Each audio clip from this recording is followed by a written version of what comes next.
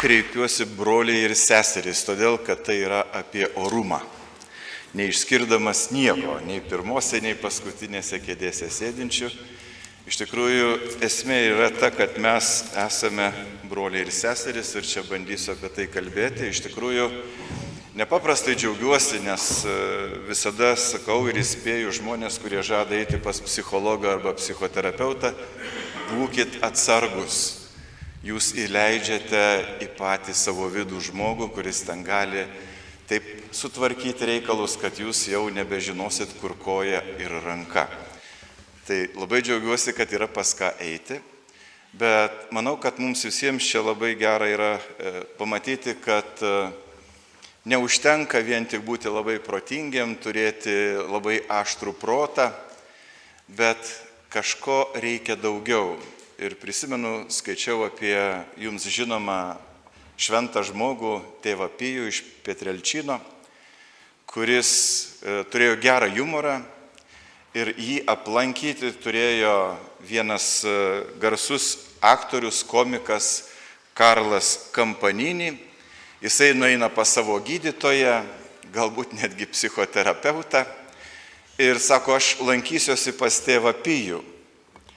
O jis ir sako tam aktoriui, taip, sako, jis daug labai mąstė apie Kristaus žaizdas ir gavo stigmas. Tada kitą dieną jisai nuvyksta pas tėvą Pijų ir tėvas Pijus jam sako, kai tu sutiksi savo daktarą, pasakyk jam, kad jis labai intensyviai mąstytų apie jautį, pažiūrėsim, ar jam išaugs ragai. Tai reiškia, ne iš to, ką mes galime išmąstyti, ir yra visa šita mūsų tikrovė. Dabar iš tikrųjų mes turime pranešimo pavadinimą ir bijau, kad aš čia galiu paskęsti toj gausoj, ką norėtųsi su jumis pasikalbėti, todėl kad, kaip niekas kitas, jūsų srities profesionalai, šituo jame, tame visame gyvena ir galbūt truputėlį taip kaip medikas pabandysiu, kaip anatomijoje šiek tiek parodyti, kaip tas funkcionuoja, kaip tas veikia, kaip mes, kaip teologai, daugelį dalykų vertiname. Žinoma, visuomet kalbėdamas apie tai, kad mes esame teologai, nepradedu nuo Dievo sąvokos, nes kai kurią auditorijos dalį, tikiuosi ne šitą, tai nuteikia iš karto priešiškai. Mums, kad mes susikalbėtumėm ir rastumėm sąlyčio taškus, reikia tik sveiko proto, laisvos valios ir štai pasižiūrėkime, nuo ko atrodė viskas turėjo klostytis labai palankiai, kalbant apie žmogaus orumą. Tai yra visuotinė žmogaus teisių deklaracija. Tai yra deklaracija apie teisės ir, kaip matome, sąvoka žmogaus. Nėra čia žodžio asmuo, nes, kaip žinote, ir šitas pastatas yra asmuo. Ten kalbama apie žmogaus teisės. Ir kaip matome, pirmasis straipsnis, nuo kurio mes visi turime ir atsispirti, kad visi žmonės gimsta laisvi ir lygus, savo orumu ir teisėmis. Jiems yra suteiktas protas ir sąžinė ir jie turi elgtis vienas su kitu kaip broliai.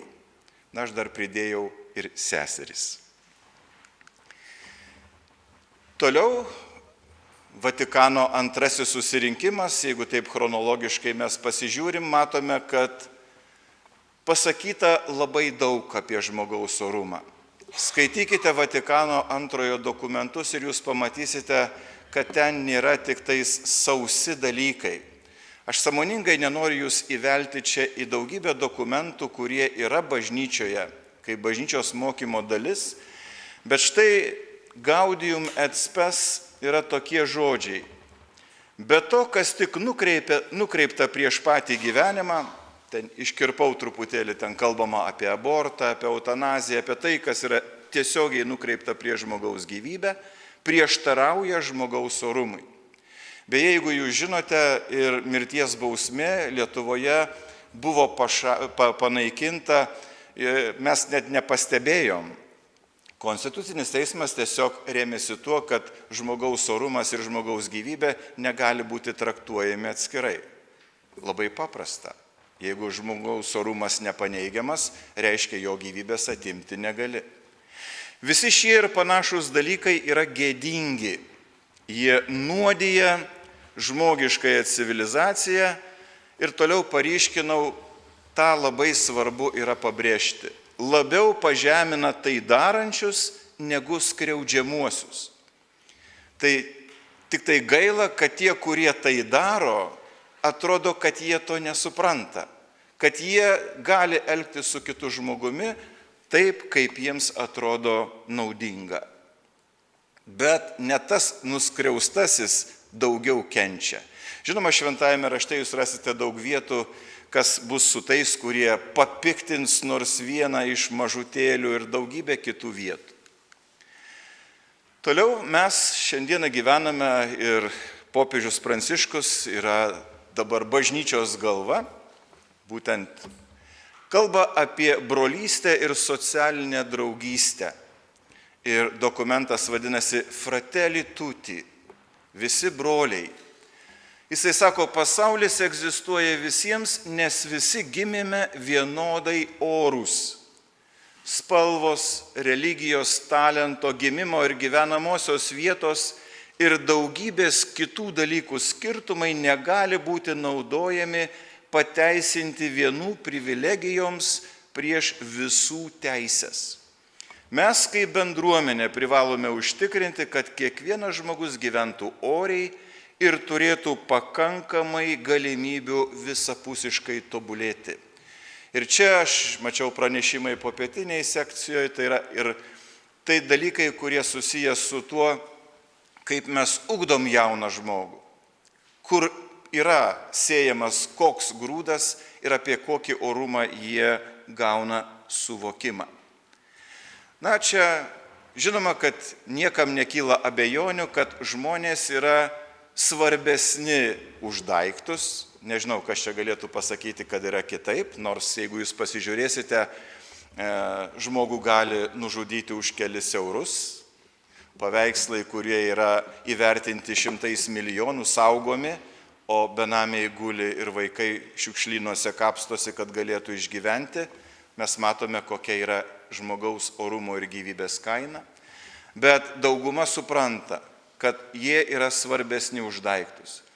Bet čia jau yra kitas klausimas, kuris netoks lengvas, kad mes dar esam ir už visus kitus sutvėrimus čia žemėje esame svarbesni.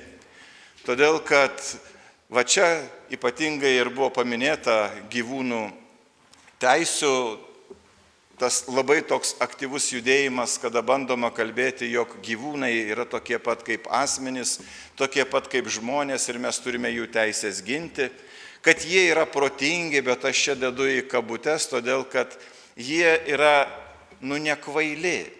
Iš tikrųjų, jūsų turimas katinas, šuo, jie tikrai atrodo protingi, nors ir nekalba, o yra tokių, kurie ir kalba žmogaus balsu, pasako savokas, bet tai nėra, su kuo tu gali pasišnekėti. Beje, vienoje radio laidoje klausiausi tokią programą, kuri jūsų tikriausiai sferoje, kaip su miške galima atsipalaiduoti, pasikalbėti su medžiais. Ir man patiko vieno žmogaus komentaras, jisai sako, kaip jūs ten kalbėjote su tuo medžiu? Sako, ką, apsikabinau, bet žodis po žodžio ir įsikalbėjom. Žinoma, daugelis mokslų tikriausiai šiandieną gali labai aiškiai pasakyti, kad mes kaip žmonės turime didesnį potencialą. Didesnį, bet ne laipsniškai, bet esmiškai didesnį potencialą. Todėl, kad, manyčiau, ir pradedant diskusiją su labai tokia multikultūriška auditorija, galima kalbėti ir tame sustoti ir būti labai laimingu, jeigu tu gali žmonėm padėti susiprasti, kad jeigu mes kaip žmonės galime kažko daugiau, reiškia žmogus yra kažkoks turintis kažką daugiau, ko neturi visi kiti gyvi sutvėrimai. Jeigu tu gali atrasti argumentų remdamasis psichologijos mokslais, medicinos mokslais, sociologijos mokslo duomenimis, tai tu gali suprasti, kad gyvūnai to negali. Tai logiška manyti, kad žmogui yra kažkas, kas jį įgalina, tai, ko negali visi kiti gyvi sutvėrimai. Ir čia paprastai galima tokią trumpą pratybą padaryti ir labai nesunkiai galima įsivaizduoti, kad vienas dalykas arba tezė, kad žmogus yra vienintelis sutvėrimas žemėje, kuris turi išmokti būti žmogumi iš kitų žmonių. Ne veltui mes sakome, kad žmogumi ne tik gimstama, bet ir tampama. Gimei žmogumi, žinoma, tu esi žmogus, bet tu turi tapti žmogumi. Ir tai yra iš pavyzdžio kitų žmonių, nes daugybė gyvūnų, kad ir labai protingų, kaip jie turi elgtis, jie gauna per paveldą, per genetinį paveldą, jie gauna per instinktus, jie žino, ką reikia daryti. Žmogus, kad jisai būtų kaip žmogus ir atitiktų žmogaus orumą, jisai turi to išmokti iš kitų žmonių. Kad vienintelis žmogus yra protingas, vėlgi čia užtektų daugelio mokslo įrodymų, jog mes kaip žmonės esame nelaipsniškai protingi už gyvūnus, bet esmiškai, todėl kad mes gebame atpažinti dalykų esmę, priežastingumą, mes kalbame, vartojame sąvokas, gyvūnai, kaip sakiau, kalba, bet jie ne sąvokomis bendrauja. Kad mes esame vieninteliai sutvėrimai žemėje, kuriuos tikrąją tą žodžio prasme galime vadinti protingais. Nes tai yra tas tokio tikslingumo, priežastingumo suvokimas, nekalbu jau apie kūrybą. Žmogus gali kurti, žinoma, skirtumas tik toks nuo Dievo, nes žmogus kūrė, jisai jau kažką naudodamas. Dievas sukuria iš nieko. Žinoma, žmogui taip pat būdinga šita savybė, nes mes kalbėsim, kad esam sukurti pagal Dievo paveikslą ir panašumą, nes kūrybingas žmogus, jis sukuria kažko, ko anksčiau nebuvo. Ir kad vienintelis žmogus yra laisvas, manyčiau, čia susiduriam daug dalykų ir su ugdymo sferoje, būtent, kad žmogus yra vienintelis laisvas, nes jisai nėra uždarytas instinktų rėmuose. Jis neprivalo elgtis taip, kaip instinktas jam diktuoja. Vienintelis žmogus gali suprasti, kas su juo vyksta ir jisai valdo instinktus. Gyvūnai, jie nei supranta, kas čia vyksta ir jie jokių būdų valdyti negali. Tai šitoj vietoj labai aiškiai galime pasakyti taip, žmogus yra vienintelis, kuris yra laisvas, nes mes esame laisvi.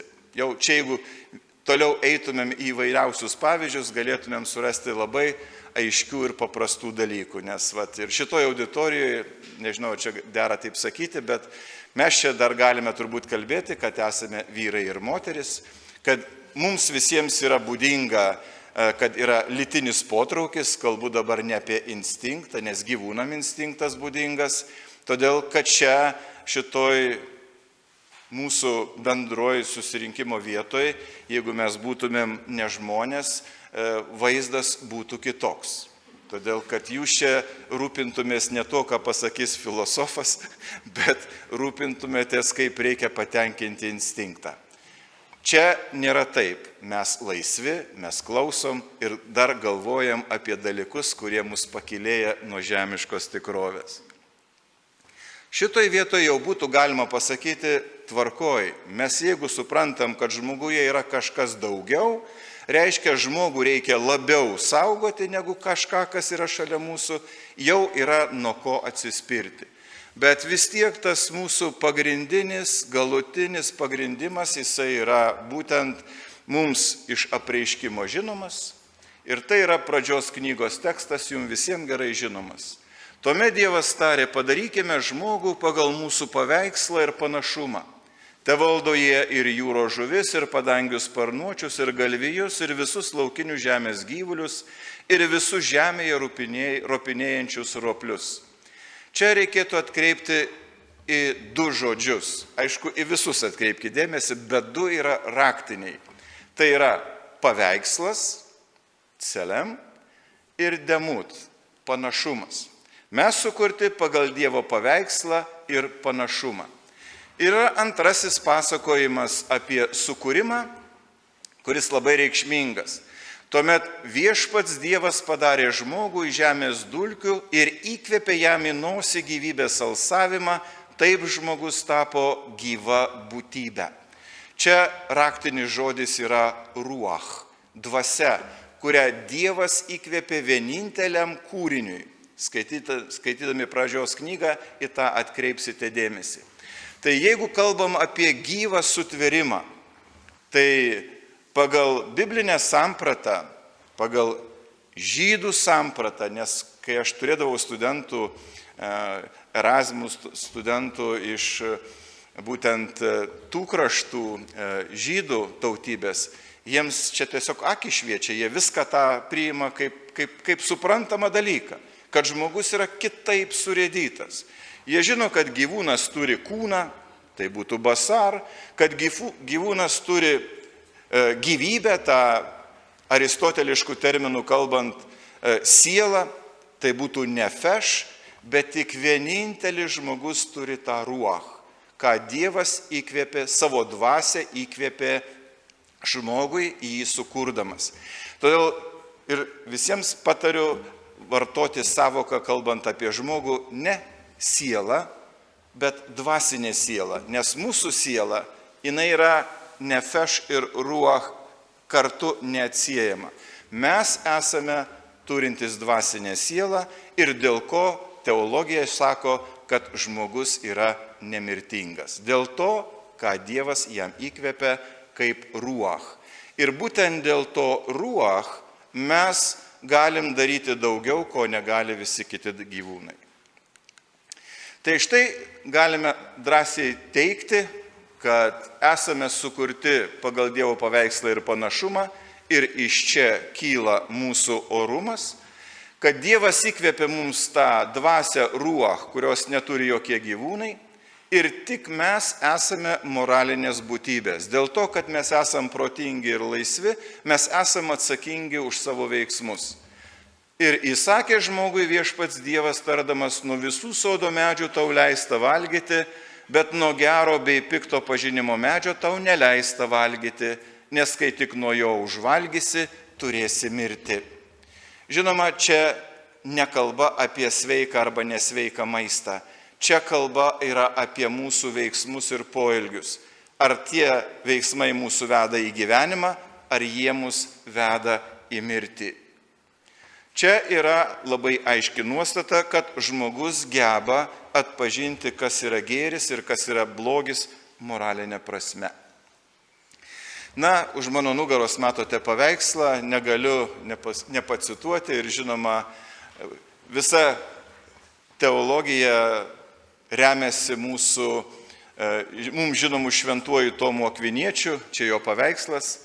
Iš Suma teologija jis kalba apie žmogaus orumą ir jisai sako, kad žmogui būdingas asmeninis orumas yra trejopas. Pirmasis tai yra orumas, kurį žmonės turi dėl to, kad yra sukurti pagal Dievo paveikslą ir panašumą. Kitas orumas kaip būtybių, kurios pažįsta ir myli Dievą, jo malonę, pagal jo malonę gali pažinti ir mylėti Dievą, tačiau netobulai, nes mes esame tik tai dar žemės keleiviai. Ir trečiasis orumas yra orumas kaip dabar gyvenančių visiškoje vienybėje su Dievu ir šis orumas yra palaimintojų orumas. Kaip ir paminėjau, čia dabar ties trečiuoju galite prisiminti tėvą Pijų. Taigi tas pirmasis prigimtinis yra, mes jau gimstame su šitokiu orumu, jis yra neatimamas, jis yra duotas arba mums dovanotas. Tai čia tas atitikmuo yra, kad mes esame sukurti pagal Dievo paveikslą. Mes esame atvaizdas Dievo. Taigi pirmasis žmogui būdingas orumas tiesiog duodamas mums dovanai, jeigu jau mums pasisekė, kad esam pašaukti į šitą gyvenimą ir būti žmonėmis. Kūdikis gimęs ir dar negimęs, čia bioetikoje labai opi problema, turi, žinoma, neturi išvystyto gebėjimo laisvai svarstyti ir rinktis, bet jis turi prigimtinį gebėjimą tai daryti, nes yra žmogiškos ir asmeninės prigimties. Dievas į žmogų įdiegė tas savybės, kurios daro panašų į jį patį, būdamas protingas ir laisvas. Užtat mes turim įsikūnijimą Dievo sūnaus, jis tapo žmogumi.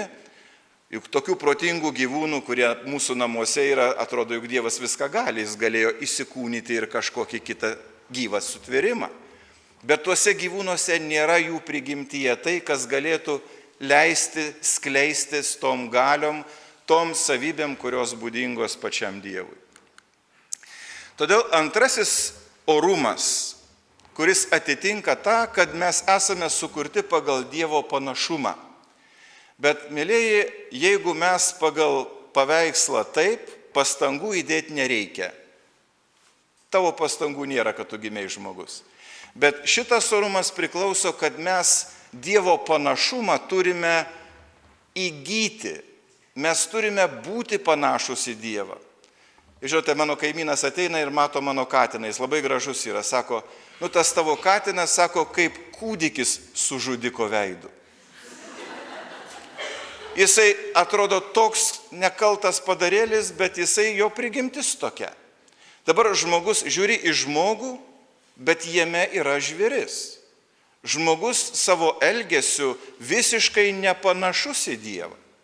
Tai kaip matome, šitas orumas priklauso nuo to, kokie yra mūsų veiksmai. Ir žinoma, čia yra labai svarbu pabrėžti, kokia yra egzistencinė prasmė taip vadinamų teologiškai žmogiškųjų veiksmų. Gal jums būtų naudinga čia tą truputėlį išskleisiu, nes žmogiškieji veiksmai yra tokie, kuriuos žmogus atlieka turėdamas pilną protą ir pilną laisvę. Daug veiksmų, baisu, daug veiksmų žmogus padaro, stokodamas proto arba laisvės. Už tai jisai net neatsako ir moralinė prasme taip pat. Turiu jau lėkti. Dėl dorovinių dėsnių labai aiškiai reikia mums suprasti, jog pasaulis, kuris yra, jis yra nepaliktas savieigai. Pasaulyje yra įdiegta tam tikra tvarka ir tą mes vadinam dieviškuoju įstatymu. Jis apima visą kūrinyje. Ir negyvus kūrinius, ir gyvus, bet žmogus, kai kalbam apie žmogų, neužtenka kalbėti vien apie gamtos dėsnius, nors mes jiems irgi pavaldus, bet mes esame būtybės, kurioms būdingi dvasiniai dėsniai. Mėlieji, jie tokie pat kaip ir gamtos dėsniai. Galima jų nežinoti, galima jų nepaisyti, bet gyvenimas atrodys kitaip, negu jūs jų paisytit. O tai, kas mums primena, kaip mes elgiamės, yra sąžinė. Ir sąžinė, kuri yra būtent apibrėžiama įvairiais pavadinimais, kaip Dievo balsas žmoguje, bet tai yra, ką mes iš tiesų iš savo prigimties galime matyti, girdėti, jausti, todėl kad tai yra įstatymas, kuris mums žmonėms skirtas, kad mes nenužmogėtumėm. Manau, kad vienas iš mūsų uždavinių gyvenime yra nugyventi gyvenimą ir išlikti žmogumi. Jau čia būtų daugam vos neįkandamas dalykas. Mes, ką sakom, reikia dar daugiau, reikia tapti tobulų žmogumi. Sąžinė mums leidžia nepaklysti. Jinai mums sako, ką mes turime daryti arba ko nedaryti. Ir su sąžinė tai nėra tas, kas jinai būtų prote, nes labai protingi žmonės būtų sąžiningi, dėja, taip nėra. Tai nėra tik tai valioje, todėl kad mes dažnai renkamės tai, kas mums netinka ir kas yra mums blogai. Neveltui sakoma, kad kas yra skanu ir kas yra malonu, yra arba nesveika, arba nuodėmė, bet mes vis tiek tą darome.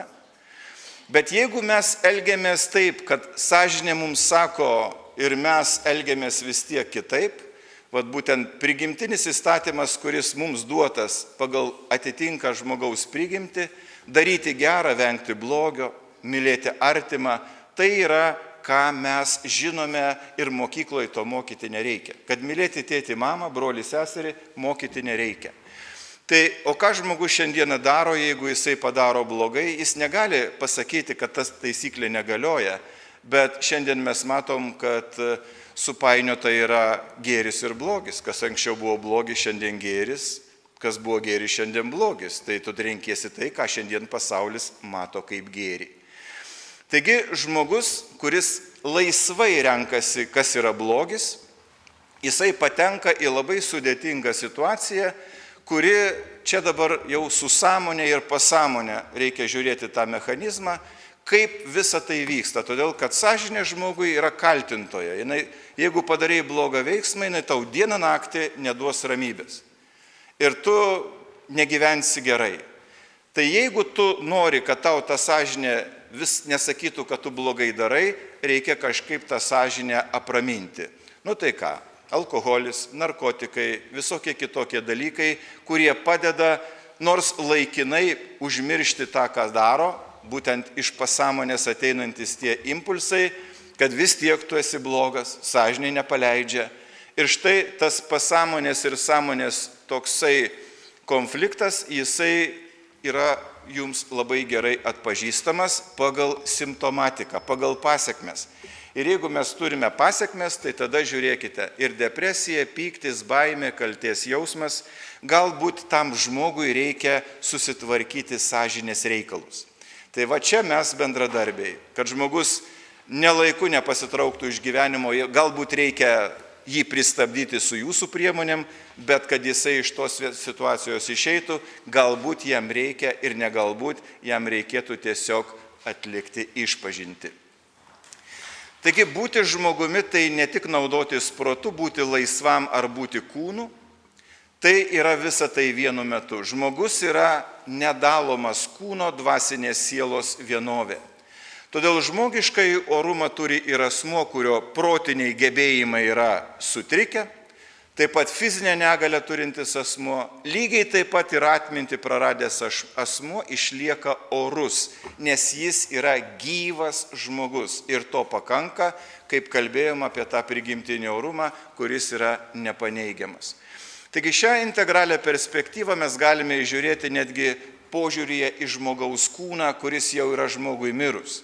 Netgi civilizuotam pasaulyje su kūnu nesielgiama netinkamai, nes jis yra susijęs su žmogumi. Tai dabar jau pabaigai vietoj išvadų. Jeigu mes atsikratom Dievo tėvystės, kodėl aš sakiau broliai ir seserys, jeigu mes nesam broliai ir seserys, tai mes esam vienas kitam vilkai. Neveltui sako, žmogus žmogui vilkas. Tai kaip nutinka? Todėl, kad mes išeliminuojam Dievą iš mūsų gyvenimo. Ir štai čia tas Dievo paneigimas, ateizmas, kaip jūs norite įvardinkite, jisai skatina žmogaus prigimties degradaciją ir klaidingą gyvenimo beprasmiškumo jausmą. Mūsų orumas visiškai įgyvendinamas ir juo džiaugiamės tik bendroje gerovėje, bendruomenėje, kurioje klesti visi žmonės.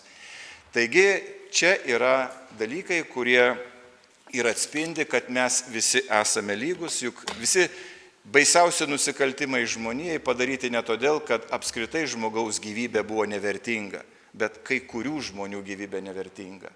O kalbant apie žmogaus orumą, tokių žmonių būti negali, nes mes visi esame broliai ir seserys. Norėčiau sakyti amen.